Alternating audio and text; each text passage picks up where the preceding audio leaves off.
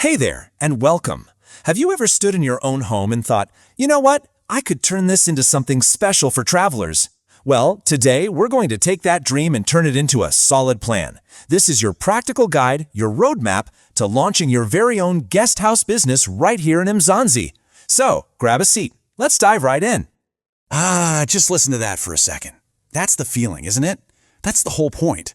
It's not just about a room and a bed, no. It's about creating an atmosphere, a vibe, a memory. This quote, it just perfectly captures the heart and soul of a great guest house. It's all about that personal, home-away-from-home experience. So here's our game plan for today.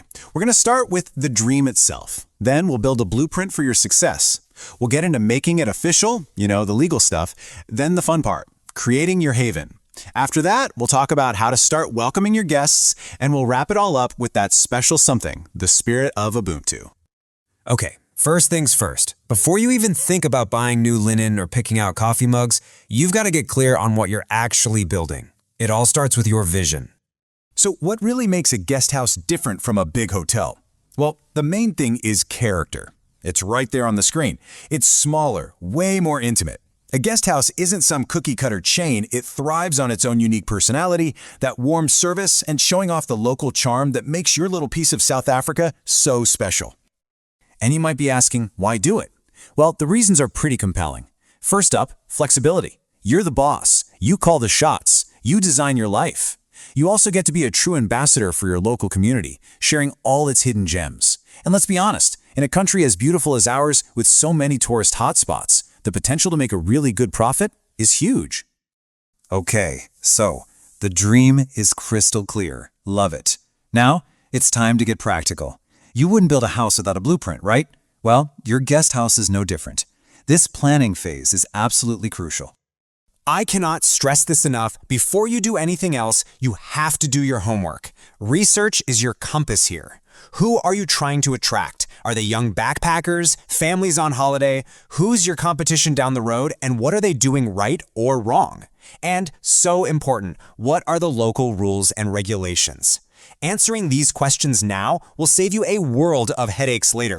And all that fantastic research you've done, it goes straight into your business plan. Think of your business plan as having these 5 essential pillars. The executive summary, that's your quick pitch. The market analysis is where you show off all your homework. Your marketing strategy is how you're going to get people in the door. The operations plan is the nitty-gritty of running the place day to day. And finally, financial projections. That's where you show how it's all going to make money. All right, you've got a rock-solid plan. Now it's time to make this thing real, to make it official. I know this part can seem a bit intimidating, but trust me, getting your legal foundation sorted out from the very beginning is non-negotiable. There are 2 main hurdles to clear here. First, you've got to register your business with the CIPC. Think of this as getting your business its official birth certificate. It makes it a legal entity.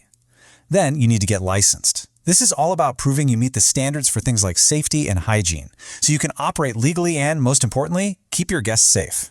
So, what kind of permits are we talking about? Well, here are some of the big ones. You'll almost certainly need a health and safety certificate. Thinking of serving a welcome drink or having a small bar? You'll need a liquor license. And a zoning certificate is to make sure your property is actually allowed to be used as a business. But remember, always check with your local municipality to get the full specific list. Okay, the paperwork is done. Whew. Now we get to the really fun part, turning that building into the warm, welcoming haven we've been dreaming about. This is where your vision starts to become a reality you can touch and see. We've all heard it 1,000 times, but it's a cliche for a reason. Location is absolutely everything. The trick is to think like your ideal guest. If you're targeting tourists, you need to be near the attractions. Is the area safe? Is it easy for them to find you and get around? Choosing the right spot can honestly make or break your entire business. So once you have that perfect property, it's time for the transformation. This is where you invest in creating an unforgettable experience. And it's not just about making the place look pretty. It's about the essentials that every modern traveler expects. We're talking seriously comfortable beds, sparkling clean bathrooms, and, you know it, fast and reliable Wi-Fi. So your guest house is ready. It's beautiful. The welcome mat is literally out. But now you've got an empty building. How do you get those first guests through the door? Let's talk marketing. Look, in today's world, if you're not online, you might as well be invisible. It's as simple as that. A professional-looking website with beautiful photos and a super easy booking system is probably your most important marketing tool. And then you've got social media. That's where you tell your story, connect with people, and show off what makes your place so special. But don't just put up a website and wait for the magic to happen. You have to be proactive. Go out there. Team up with local tour guides or that popular restaurant down the street. Go to travel fairs and meet potential guests face-to-face. Use targeted online ads to get your guest house in front of the exact people you want to host. You've got to hustle. And this brings us to our final section. And honestly, this might just be the most important one of all. You can have the perfect location, the most stylish rooms, but what people will really remember is how you made them feel. This is where the spirit of Ubuntu comes in.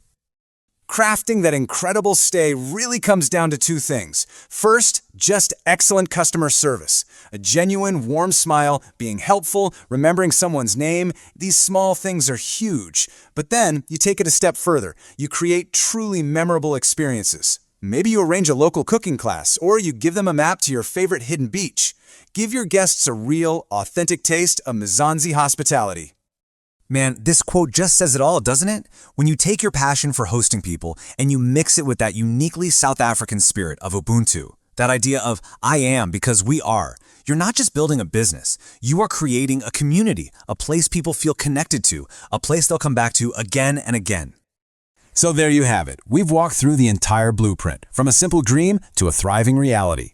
The only real question left is the one you see right there. The path is clear, the opportunity is waiting. Are you ready to share your own special Mzansi welcome with the world?